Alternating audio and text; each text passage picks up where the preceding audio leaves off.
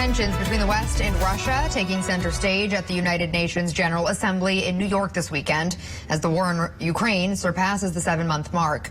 It was February 24th when Vladimir Putin launched the unprovoked attack, and Ukrainian forces continue putting the pressure on the Kremlin with its successful counteroffensives. Newsy White House correspondent Kellen Howell joins us live tonight with the latest threat from Russia and the U.S. response. Hey, Kellen. Hey, Lindsay. Well, President Biden sent a stern warning to Russia last week when he spoke at the UN General Assembly, saying that a nuclear war cannot be won and must not be fought. But that warning hasn't stopped Moscow from continuing to flex its nuclear arm. And so the U.S. responded again today with a White House official telling Russia that any nuclear action on their part would be met with catastrophic consequences.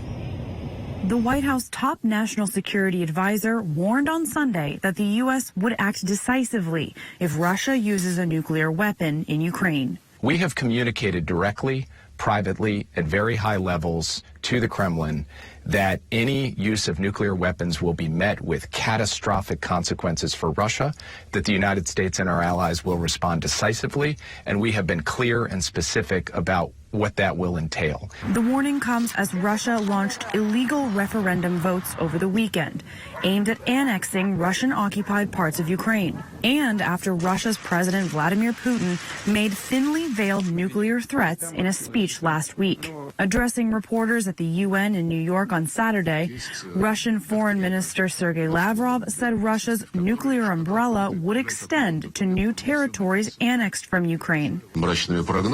He said the entire territory of the Russian Federation, which is enshrined and could be further enshrined in the Constitution of the Russian Federation, unquestionably is under the full protection of the state. That is absolutely natural. It's not the first time Moscow has sought to flex its nuclear arm. But on Sunday, Ukrainian President Zelensky said this time he's not sure President Putin is bluffing. He wants to scare the whole world. These are the first steps of his nuclear blackmail.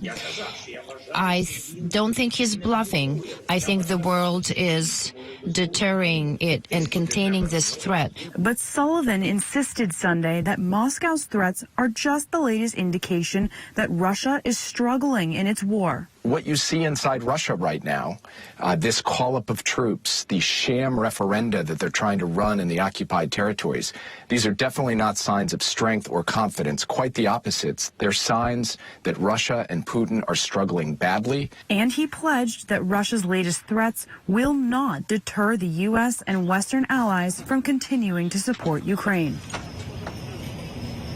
And Lindsay, so far the U.S. has been sending a lot of military aid to Ukraine. As you know, the latest total on that military aid is about $15 billion and counting.